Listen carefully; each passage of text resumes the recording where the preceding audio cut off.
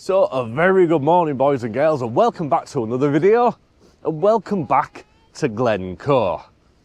Today's Addy challenge, I'm not alone. There's 4 of them. Let's see how this goes. So I thought we'd start off taking some photos of what is essentially my favourite little spot in this area. It's the little waterfalls on the River Couple, just in front of the mountain that I can't pronounce. The Teve Moor, the B bit, still can't pronounce. The camera and the weapon of choice today is new to me. It's new to the channel. It's the OM System OM1 with the 8 to 25mm f4 Pro lens on the front. Let's take a photograph of it, see how it copes. So the first thing that's caught my eye about this scene today is if you check out the top of the mountain, you can just see this low cloud just wrapping around the top of the mountain, and that looks absolutely awesome, just as it's catching a little bit of this late winter, early morning light.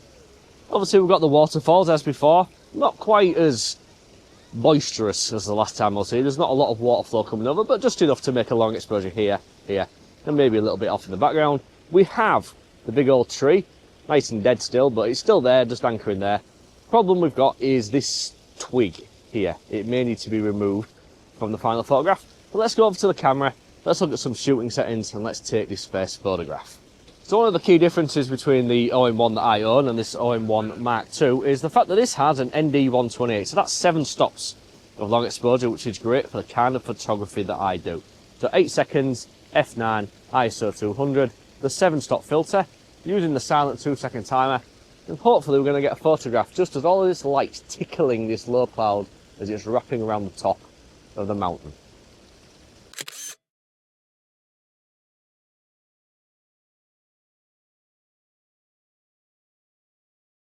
So my youngest lad Leo's been off exploring and he's pointed this out to me. I didn't know this was here. So we've got a really big waterfall coming down with a nice big large boulder that's swirling around. We've got that tree from the last shot, but obviously it's a bit bigger where we are now, so we can actually use it more as a subject. And you're able to just catch the side of the mountain and the edge of the frame from where the camera's set up. So let's have a look at this and we'll take a photograph of it.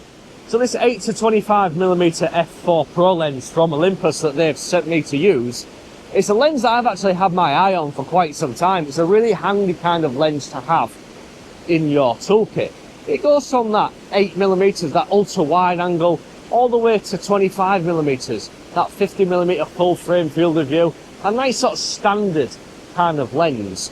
So let's have a look. So we're down at 10mm, which is giving me a 20mm full frame equivalent field of view. I've got the live ND turned on, or it was until I turned the camera off. Live ND is turned on, a 2.5 second exposure time, f6.3, ISO 200, the base ISO of this OM System OM2. Once again, we're going to use a 2-second timer and we're going to take a long exposure photograph of this waterfall. Here's Leo. This is the guy that found the spot.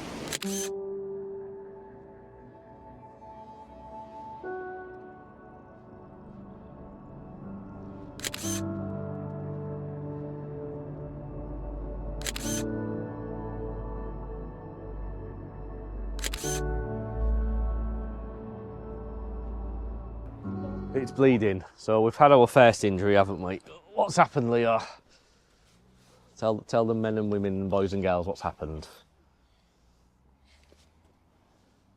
You was running, wasn't you? Downhill, on ice, in trainers. Are you okay? No. Do we have to go home? No. No, I think he's going to brave it through. So Leo's fallen over. So I brought them to Lanagabath Hut. It's one of my second favourite places in the area. It's a spot that I always like because you can get Michelle, a Teve Moor, but you get it from a slightly different angle. You can see we've got all of this low cloud rolling over the top. So I'm going to stand on my mound that I've stood on several times in the past, and I'm just going to take another photograph. But again, I'm going to use a different lens with it. So I'm hoping we're going to be able to squeeze just a little bit more in. Last time I took this photograph, it was with the 12 to 40 Pro. This time it's with the 8 to 25 Pro. Let's see if we can squeeze a little bit more in using a slightly wider lens. So for this shot, I've opted to use the 10mm. We're not going ultra wide, it's a little bit wider, about 4mm wider.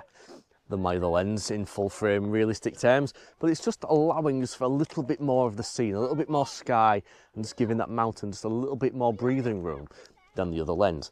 So I'm at f6.3, a 100th of a second at ISO 200. I'm going to focus on the hut.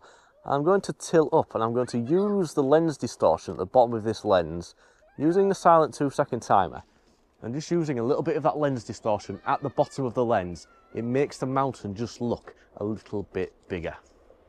Here's a photograph.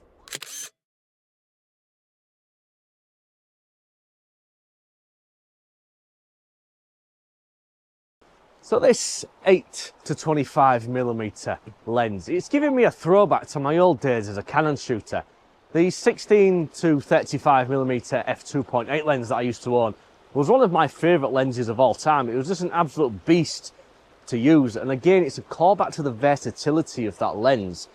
Like I've already said, this goes from 16mm to 50mm in the full frame equivalent field of view, which is just an incredibly versatile thing to use.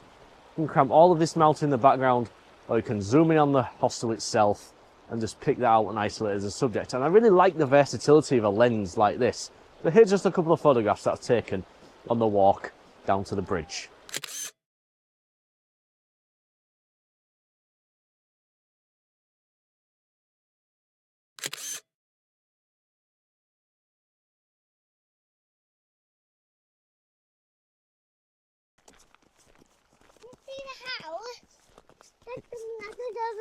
Can we go up them? I don't know. Yeah. So what's happened is the kids have basically dragged me to the hut, but it makes a great little photo opportunity. There's a little outbuilding just behind it, just down there. Let's see a photograph of that. It just makes for a really fun little subject, just nestled up against the mountain with some trees across from the other side of it. I thought it looked like a really well balanced photograph. So here, just a look at a couple of photographs that I've taken with this lens on the water down here. I think now it's time to maybe head back to the car, get everybody warmed up a little bit, and we're going to head to an area, I think it's called the Meeting of the Three Waters or something along those lines. It's where three rivers converge into a waterfall. I thought it'd make for a fun little spot just to take a photograph and show the kids. So let's get back in the car, let's get warmed up, and let's move on to the next location on today's little drive around Glencoe, the OM1 Mark II and the 8 to 25mm Pro lens.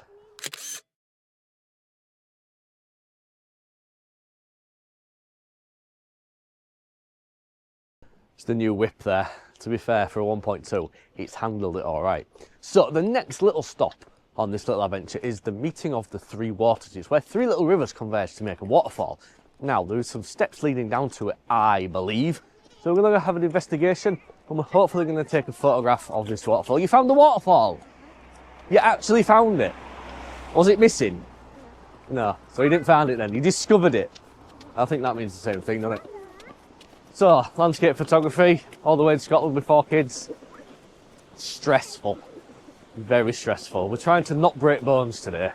And so far, 2 of them have tried extremely hard to do exactly that. So, I'm kind of curious. Can you get down to this? Or is it going to be a roadside tripod shot? I'm not sure, but there she is behind us. This is Meeting of the Three Waters. Last time I was here, there was more waters. It's a bit of a waterfall, but not as much. So it turns out I was slightly mistaken. It's not actually steps down to it, it's a bit of a viewpoint, but in terms of taking a photograph, there's a lot of foliage behind me, so you can't really get a clean shot of the waterfall. So I think we'll move back a little bit ways down the path and just see if I can get the tripod angled so I can poke between the railings on here and get a photograph of, well, a waterfall that looked a little bit more impressive last time I was here, but, well, there was more rain then. They found padlocks. What about YouTubers? I don't do TikTok. Also, a big shout out to Michael Charlton Photography. He's clearly gone for some advertising there, so let's give Michael Charlton Photography a big thumbs up for the advertisement sticker. So in the end, it's been a bit of a railings job, but I've managed to get something that I think is going to work composed here. I'm going to try something. I'm going to try a feature of this camera that I've not actually tried yet. My OM1 Mark 1 has live NDs, which is great. I use it all the time.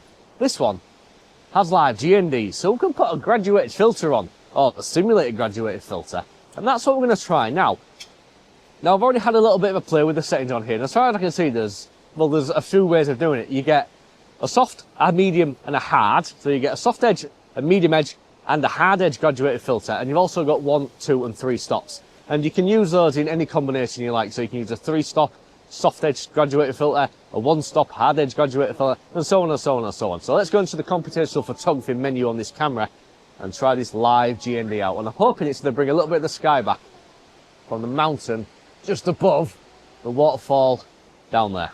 So I've thrown a 3-stop, I need to get this right, a 3-stop soft edged graduated filter on. You can see this line here. So if you watch the sky above there, it's blown out. If I drag this down, the sky suddenly comes back. But what else is cool, if I rotate this dial, I can also rotate the angle that'll throw the GND on. Similar to what you do in real life with a real filter. Obviously you throw it on a filter holder, you can rotate all that around. You can do the same thing in camera here, which is something that caught me by surprise. It was purely by accident I discovered that. You can see, just by sliding that down, how much it brings that sky back. So let's have a look. So, okay, 2-second timer. Let's have a look. What a jink my camera about here. Let's focus on the waterfall. 2-second timer. Let's take a photograph. Doesn't look too bad. The clouds may look, yeah, the clouds are a little bit overexposed at the top there. So let's, I'm shooting aperture priority mode anyway. Can I use exposure compensation? Right, I cannot use exposure compensation. Do we have to throw the grad off? So let's turn this grad off. Let's underexpose this by a little bit. Move that down there like that. Focus on there. Let's then re-put the grad back on.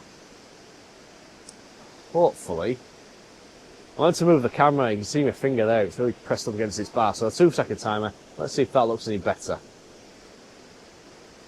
No, it's still clipping the highlights. So, what if we move it all the way down?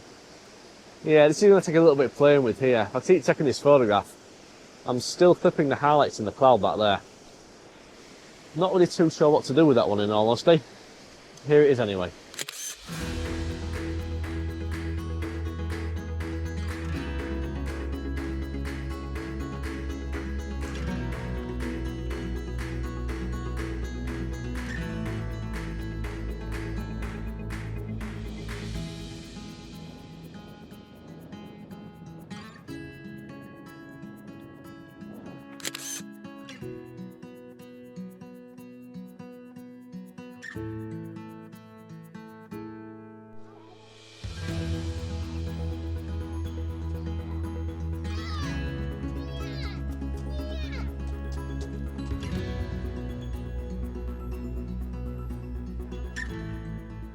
So I've just decided to finish off today's video at the Three Sisters of Glencoe viewpoint, with all of my feral children jumping across gaps and being generally very dangerous.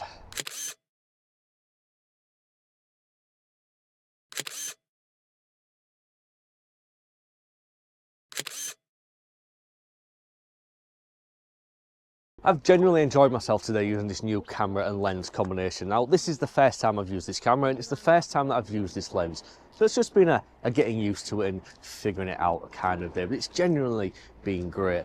The live GND is going to be something I'm going to use an awful lot more of, but I just need to figure things out with it. There's a lot of talk on the internet, there's a lot of videos out there about micro four thirds being dead. I think with OM Systems and the computational photography that they're leaning into, I think it's far from dead. I think I'd probably say that micro four thirds, it's just been born. So thank you very much for watching today's video. If you have enjoyed it, please do give it a thumbs up and a like. It really does help the video and it helps bring new viewers to see my content. And if you liked a little bit more than that, there is a subscribe button down below me. You can press that and you'll see more micro four thirds related nonsense every single week. So until the next time, I'm going to love you and leave you and just say peace and goodbye. Right, who's enjoyed Scotland so far? Me. What's your favourite bit? I can jump anywhere. I know you can jump everywhere, but what's your favourite bit? What? This bit? Yeah. This bit? The The jumping jumping. bit? We're jumping, okay. I can jump anywhere. So we like jumping? Okay. I like the sleep. I can't wait for sleep. I can't wait to Can you